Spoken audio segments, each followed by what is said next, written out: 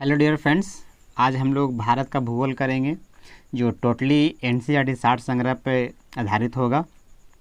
ठीक है, इसमें हम इसका विश्लेषण के साथ हम करेंगे जो आपको काफ़ी फ़ायदेमंद सिद्ध होगा। ठीक है, वीडियो को लास्ट तक देखते रहिएगा और चैनल पे अगर नए आए हैं तो चैनल को सब्सक्राइब कर लीजिए और बेल आइकन बटन को भी दबा लीजिएगा। ठीक है, चलिए वीडियो को स्टार्ट करते हैं। भारत किस गोलार्ध में अवस्थित है? उत्तरी पूर्वी गोलार्ध में। चलिए गोलार्ध के बारे में बात करते हैं। तो विश्व को दो भागों में बांटा गया है। ठीक है, जो बीचों बीच में बांटा गया है, जो बीचों बीच में जो रेखा विश्व को दो भागों में से विभाजित करती है उसे 0 डिग्री देशांतर रेखा कहते हैं। 0 डिग्री के ऊपर वाले भाग को उत्तरी गोलार्ध, ठीक है, 0 डिग्री के उत्तरी वाले भाग को उत्तरी गोलार्ध और नीचे वाले भाग को दक्षिणी गोलार्ध कहा जाता है। ठीक है, उत्तरी गोलार्ध दक्षिणी गोलार्ध के बारे में समझ गए। आप वहीं पे पूर्वी गोलार्ध और पश्चिमी गोलार्ध के बारे में बात करें तो उसी तरीका का उत्तर से दक्षिण खींची गई एक और 0 डिग्री रेखा होती है, एक पूरब से पश्चिम की जो खींची हुई 0 डिग्री रेखा होती है जिसे हम विषुवत रेखा कहते हैं। उत्तर से दक्षिण खींची गई रेखा को, ठीक है, देशांतर रेखा कहते हैं। ठीक है, देशांतर कहलाती है। और देशांतर रेखा उत्तर से दक्षिण जो खींची गई है उसके राइट साइड वाले भाग को पूर्वी गोलार्ध, राइट साइड वाले भाग को कौन सी गोलार्ध? पूर्वी गोलार्ध, और लेफ्ट साइड वाले को पश्चिमी गोलार्ध कहा जाता है। ठीक है, लेफ्ट साइड वाले को पश्चिमी गोलार्ध कहा जाता है। अब हम लोग समझ गए उत्तरी गोलार्ध किसे कहते हैं, दक्षिणी गोलार्ध किसे कहते हैं, पूर्वी गोलार्ध किसे कहते हैं और पश्चिमी गोलार्ध किसे कहते हैं। अब बात करें भारत की अवस्थिति के बारे में बात करें तो भारत अवस्थित कहाँ पे है? भारत की अवस्थिति कहाँ पे है? यहाँ से 23.5 डिग्री कर्क रेखा एक होकर निकलती है, कर 23.5 डिग्री नॉर्थ, इसको हम कर्क रेखा भी कहते हैं। ठीक है, अब भारत की अवस्थिति के बारे में बात करें तो यहीं पे भारत की अवस्थिति है। अब बताइए कि भारत 0 डिग्री से ऊपर और 0 डिग्री अक्षांश से ऊपर और 0 डिग्री देशांतर रेखा से पूर्व की ओर बसा है, अवस्थित है। तो ये कहाँ पे अवस्थित है भारत?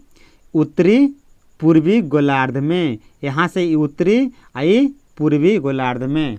तो पहला क्वेश्चन क्लियर हो गया। नेक्स्ट वन करते हैं। क्षेत्रफल की दृष्टि से भारत विश्व में कौन सा स्थान है? क्षेत्रफल की दृष्टि से विश्व में इसका 7वां स्थान कहलाता है। ठीक है, नेक्स्ट वन। भारत का क्षेत्रफल विश्व के कुल क्षेत्रफल का कितना भाग है? ठीक है, अगर विश्व के क्षेत्रफल के बारे में बात करें तो भारत का एक क्षेत्रफल है भारत का जो 2.4% है। विश्व का क्षेत्रफल का जो भारत का क्षेत्रफल है कितना प्रतिशत है? 2.4% है। भारत का अक्षांशीय विस्तार क्या है? भारत का अक्षांशीय विस्तार कितना है? अगर ये हम भारत की बातें करें, अगर मान लिया जाए इसको हम भारत की अवस्थिति मान लेते हैं, भारत की अवस्थिति मान लेते हैं तो ये नॉर्थ ईस्ट साउथ इसको वेस्ट है। ठीक है, तो भारत का अक्षांशीय विस्तार के बारे में भी बात कर रहा है। तो अक्षांशीय विस्तार कितना है? 8 डिग्री 4 मिनट से 37 डिग्री 6 मिनट तक। तो अक्षांशीय विस्तार कौन सी है? अब बताइए, तो भारत अगर लास्ट छोर यहाँ पे कन्याकुमारी है, कन्याकुमारी, तो कन्याकुमारी का जो एरिया छूता है कितने अक्षांशीय को? 8 डिग्री 4 मिनट। ठीक है, भारत का जो सबसे दक्षिणतम बिंदु है, मुख्य भूमि का दक्षिणतम बिंदु 8 डिग्री 4 मिनट, और वहीं पे भारत का सबसे उत्तरी बिंदु जो इंदिरा पॉइंट कहलाता है, इंदिरा पॉइंट, वो कितना है? 37 डिग्री 6 मिनट। 37 डिग्री कितना है? 6 मिनट। तो भारत का अक्षांशीय विस्तार कितना है? अगर इसी का देशांतरीय विस्तार के बारे में बात किया जाए तो देशांतरीय कहाँ गया, एक मिनट। हाँ, इसके देशांतरीय विस्तार के बारे में बात किया जाए तो भारत का देशांतरीय विस्तार देखिए, तो ये 0 डिग्री है, इसको हम देशांतर कहते हैं। अब बताइए कि इनका जो विस्तार है, ये रेखा यहाँ पे कई सारी देशांतर रेखा खींची गई है, तो वहीं पे इनकी देशांतर रेखा 68 डिग्री 7 मिनट से जो लास्ट है 97 डिग्री 25 मिनट।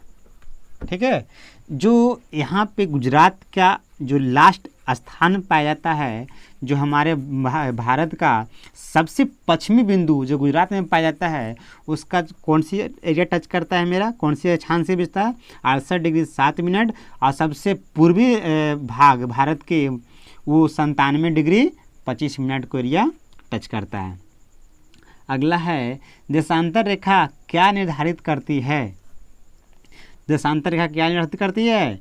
समय एवं अवस्थिति को बताती है देशांतर रेखा। ठीक है, अगला है, कर्क रेखा भारत के कितने राज्यों को होकर गुजरती है? तो कितना आंसर इसका हो जाएगा? 8। कर्क रेखा पर अवस्थित ये 8 राज्यों का नाम इस प्रकार है। पहला हो गया गुजरात, पहला कौन हो गया? पहला हो गया गुजरात, दूसरा हो गया राजस्थान,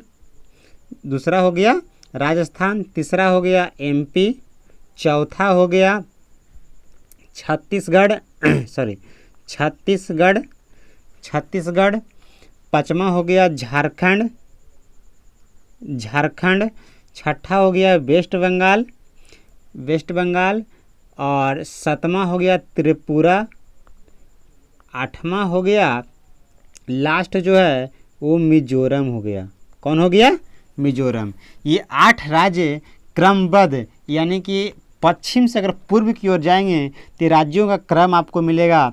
पहला राज्य मिलेगा गुजरात, दूसरा राज्य मिलेगा राजस्थान, तीसरा मिलेगा MP मध्य प्रदेश, चौथा छत्तीसगढ़, पाँचवा झारखंड, 7वां वेस्ट बंगाल, 7वां त्रिपुरा और 8वां मिजोरम आपको मिलेगा। अगर ये पूर्व से पश्चिम की ओर जाते हैं तो क्रम के अनुसार ये राज्यों आपको मिलेंगे। और वहीं अगर पश्चिम से पूर्व की ओर जाते हैं, तो अगर वहीं पूर्व से पश्चिम की ओर आते हैं तो आपको पहला राज्य मिलेगा मिजोरम, दूसरा त्रिपुरा मिलेगा, तीसरा मिलेगा वेस्ट बंगाल, चौथा नंबर पर मिलेगा झारखंड, 5वां नंबर पर छत्तीसगढ़, 6ठा नंबर पर मध्य प्रदेश, 7वां नंबर पर राजस्थान, और लास्ट नंबर जो पश्चिम की ओर मिलेगा वो आपका कौन सा राज्य मिलेगा? गुजरात मिलेगा। चलिए नेक्स्ट वन करते हैं। भारत को लगभग 2 बराबर भागों में कौन सा अक्षांश विभाजित करता है? ठीक है, भारत को लगभग 2 भागों में 23.5 डिग्री नॉर्थ, जिसको हम कर्क रेखा भी कहते हैं, जिसके बारे में अभी हम बात कर रहे थे। भारत के लगभग 2 भागों में बांटता है, वो कौन सी रेखा है?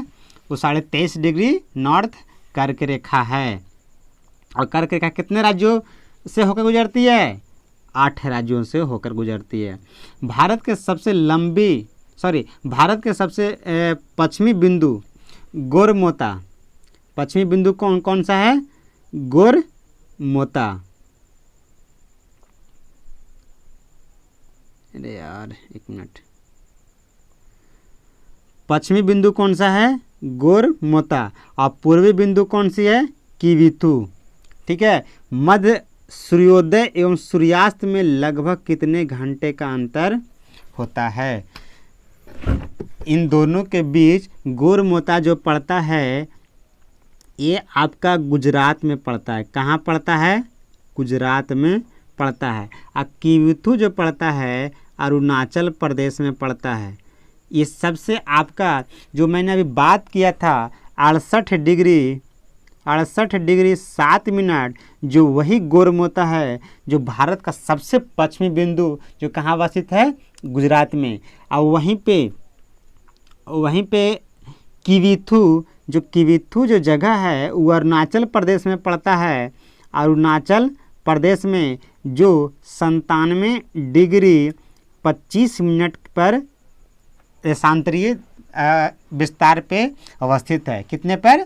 97 डिग्री 25 मिनट देशांतर पे ये आपका किविथु नाम का जगह अरुणाचल प्रदेश में अवस्थित है। वहीं गोरमोता जो गुजरात और किविथु जो अरुणाचल प्रदेश की जो मध्य सूर्योदय एवं सूर्यास्त में जो अंतर पाया जाता है वो लगभग कितने घंटे का होता है?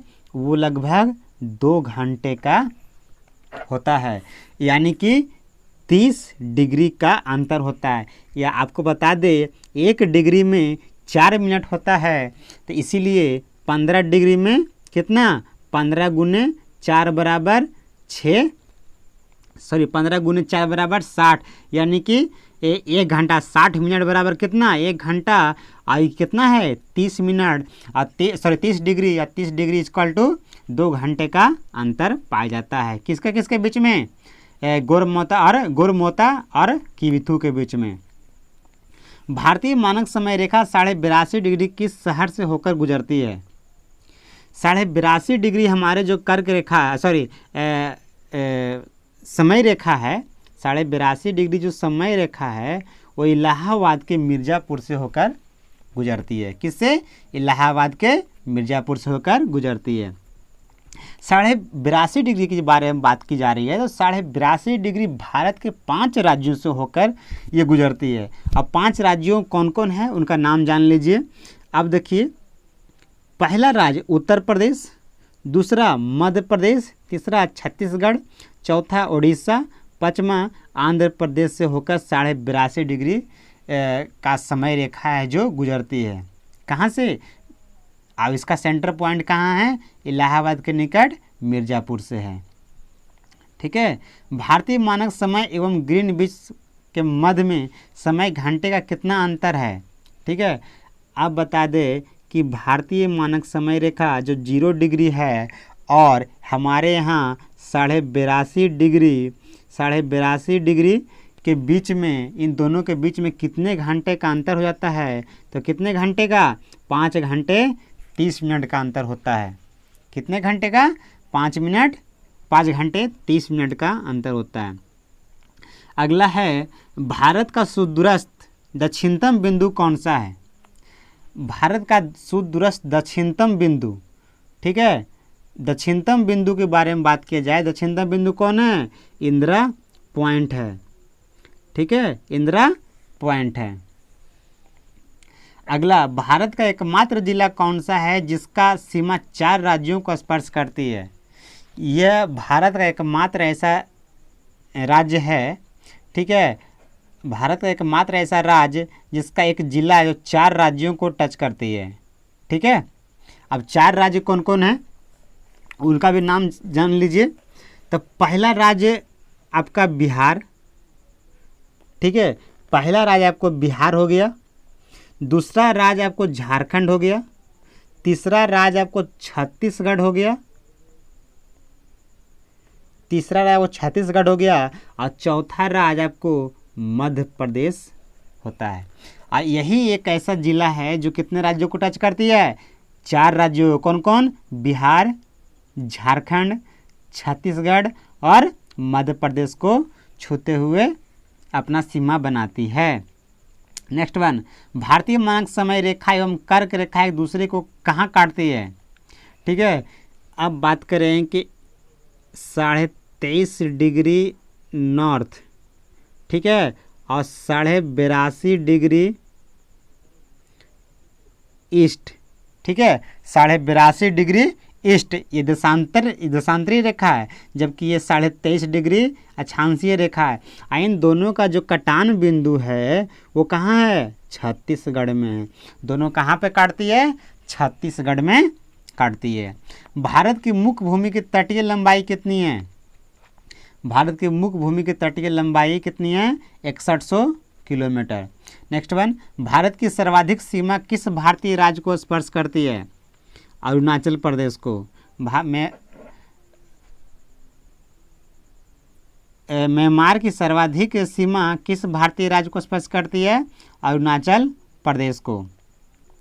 जनसंख्या की दृष्टि से भारत का विश्व में कौन सा स्थान है? जनसंख्या की दृष्टि से विश्व में भारत का कौन सा स्थान है? दूसरा। पहला नंबर पर कौन है? चीन। ठीक है। असम की सीमा कुल कितने राज्य एवं केंद्र शासित प्रदेशों को स्पर्श करती है? ठीक है, सबसे इम्पोर्टेंट क्वेश्चन है, बहुत इम्पोर्टेंट क्वेश्चन है ये। कई बार एग्जाम में पूछा गया है, इसीलिए इसको जानना बहुत ज़रूरी है। अब देखिए तो कितना अच्छा क्वेश्चन है कि असम की सीमा कुल कितने राज्यों एवं केंद्र शासित प्रदेशों को स्पर्श करती है? तो कितने राज्यों को? 7 राज्यों को। इसीलिए पूर्वी भारत को, उत्तर पूर्वी भारत को 7 सिस्टर के भी नाम से जाना जाता है। नेक्स्ट वन, रॉस द्वीप, नील द्वीप और हैवलॉक द्वीप का परिवर्तित नाम क्या है? ठीक है, रॉस द्वीप को नाम नेताजी सुभाष चंद्र बोस के नाम पर रखा गया था। ठीक है, वहीं नील द्वीप का नाम शहीद द्वीप रखा गया था और हैवलॉक द्वीप के नाम पे स्वर्गीय सुषमा स्वराज के नाम पे रखा गया था। किसका या क्या नाम था? स्वराज द्वीप था। भारत का एकमात्र कौन सा राज्य तीनों ओर से अंतर्राष्ट्रीय सीमाओं से घिरा है? एक ऐसा एकमात्र राज्य है जो तीनों ओर से अंतर्राष्ट्रीय सीमाओं से घिरा हुआ है। कौन राज्य है? वो है त्रिपुरा। त्रिपुरा का में पहला हम लोग देखते हैं कौन कौन सा अंतर्राष्ट्रीय सीमा से घिरा हुआ है। पहला है इसका म्यांमार। म्यांमार हो गया, नीचे हो गया बांग्लादेश। ठीक है, नीचे हो गया बांग्लादेश और अगला है बंगाल की खाड़ी, बे ऑफ बंगाल। ठीक है, तो तीनों और अंतर्राष्ट्रीय सीमाओं से घिरा हुआ एकमात्र राज्य कौन सा है? त्रिपुरा है। नेक्स्ट वन, लक्षद्वीप और मिनिकॉय द्वीप के मध्य कौन सी डिग्री चैनल अवस्थित है? ठीक है, तो इससे पहले इसका अगला क्वेश्चन करते हैं। मालदीव और मिनिकॉय के बीच कितने डिग्री चैनल अवस्थित है? तो कितने डिग्री? 8 डिग्री। मालदीव और मिनिकॉय के बीच में कितने डिग्री? 8 डिग्री। वहीं मिनिकॉय और लक्षद्वीप के बीच में 9 डिग्री चैनल अवस्थित है। पहला याद रखिएगा, मालदीव और मिनिकॉय के बीच में 8 डिग्री चैनल अवस्थित है, जबकि वहीं पे मिनिकॉय और लक्षद्वीप के बीच में 9 डिग्री चैनल अवस्थित है। चलिए नेक्स्ट वन करते हैं। भारत और श्रीलंका के मध्य कौन सी जल संधि अवस्थित है? भारत और श्रीलंका के बीच में पाक जल संधि अवस्थित है। पाक जल संधि जो यहाँ पे श्रीलंका अवस्थित है, यहीं पे बीच में ये पाक जल संधि, ठीक है, पाक स्ट्रेट अवस्थित है। ठीक है, नेक्स्ट वन करते हैं। अंडमान और निकोबार के बीच में कितने डिग्री चैनल होकर गुजरती है? अंडमान निकोबार के बीच में, अंडमान निकोबार कितने के डिग्री के बीच में? 10 डिग्री का चैनल अवस्थित है। इसी में है कि भारत के प्रमुख पर्वत श्रेणी का उत्तर से दक्षिण में क्रम। ठीक है, भारत का प्रमुख श्रेणी क्रम दिया गया है। ठीक है, जिसका उत्तर से दक्षिण का क्रम है। काराकोरम, लद्दाख, जास्कर, पीर पंजाल। इन सब जानने के पहले हमारे भारत में हिमालय को 4 भागों में बांटा गया है। ट्रांस हिमालय, ठीक है, ग्रेट हिमालय, लघु हिमालय, एक शिवालिक हिमालय। ठीक है, शिवालिक हिमालय बांटा गया है, यानी कि हमारे हिमालय को 4 भागों में बांटा गया है, जिसका पहला पार्ट है ट्रांस हिमालय। कौन है? ट्रांस हिमालय। ट्रांस हिमालय का ये सारे पार्ट हैं। ठीक है, ट्रांस हिमालय में सबसे जो पहला जो पर्वत श्रेणी पाया जाता है वो काराकोरम पाया जाता है, दूसरा लद्दाख पाया जाता है, तीसरा जास्कर, चौथा पीर पंजाल। ठीक है, और वहीं पे 5वां बात करें तो ये शिवालिक पाया जाता है। अगर भारत के पर्वत श्रेणियों को उत्तर से दक्षिण क्रम पूछ रहा है तो उत्तर से अगर हम दक्षिण की ओर बढ़ते हैं तो पहला जो पर्वत मिलेगा काराकोरम मिलेगा, दूसरा मिलेगा लद्दाख, तीसरा मिलेगा जास्कर और चौथा मिलेगा कौन, पीर पंजाल आपको मिलेगा। आप वहीं 5वां नंबर पर कौन मिल जाएगा, शिवालिक आपको मिलेगा। ठीक है, कौन मिलेगा, शिवालिक मिलेगा।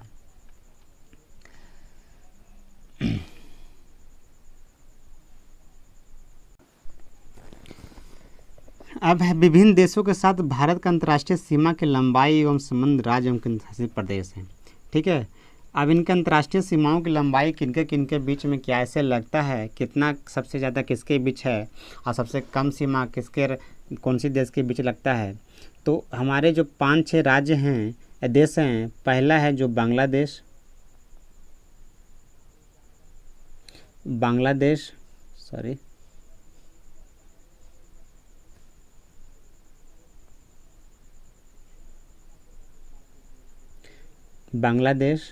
दूसरा है चीन, तीसरा है पाकिस्तान, चौथा है नेपाल। ठीक है, तो 4 आया इसमें, तो 4 का बताते हैं। सबसे ज़्यादा जो सीमा लंबाई लगती है वो बांग्लादेश के साथ लगभग 4096 किलोमीटर। ठीक है, वहीं चीन के साथ 3488 किलोमीटर। अगर पाकिस्तान की बात करें तो पाकिस्तान के साथ 3300 लगभग 23 किलोमीटर लंबाई लगती है।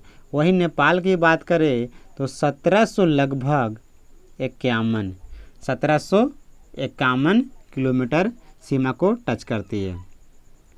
वहीं पे बांग्लादेश के बारे में बात करते हैं तो अंतर्राष्ट्रीय सीमा की लंबाई एवं इस राज्यों से संबंधित है बांग्लादेश से, वो 5 राज्य, टोटल 5 राज्य लगते हैं।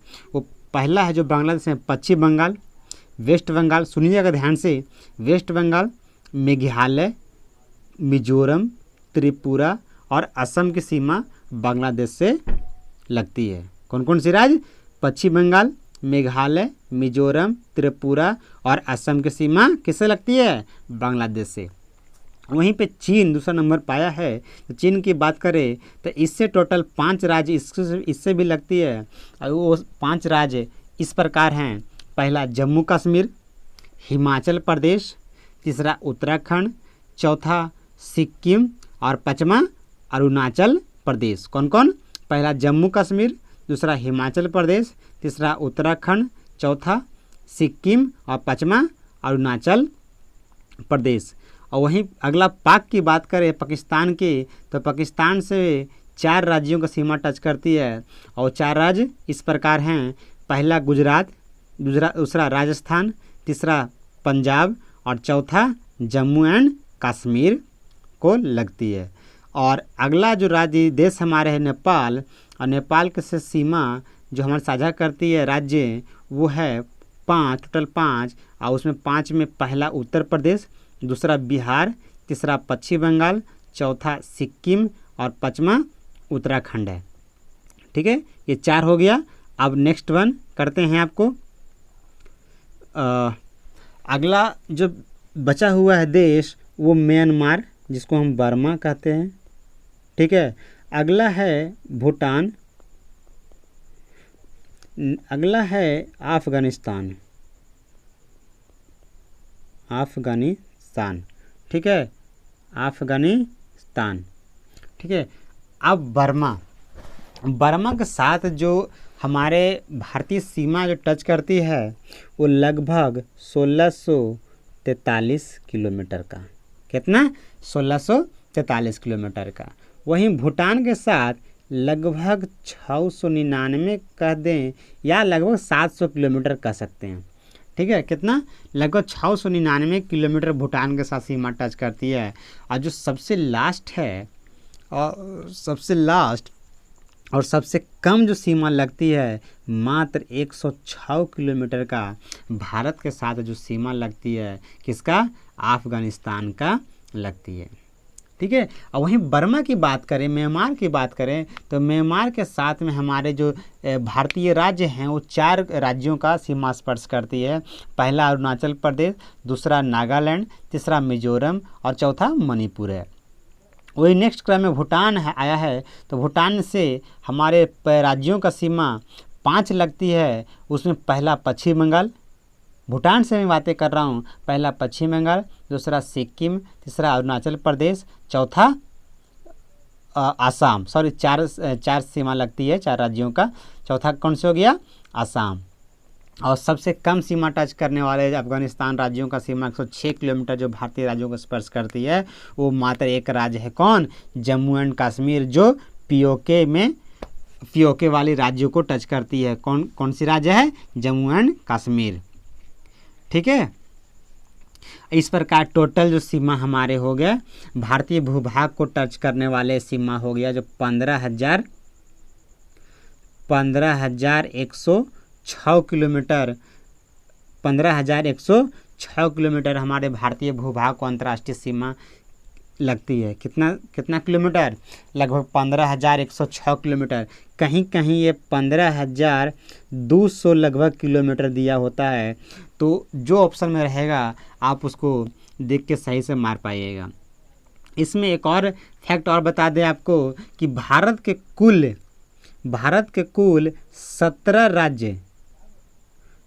कुल 17 राज्य पड़ोसी देशों की सीमा से जुड़ते हैं। कितने राज्य?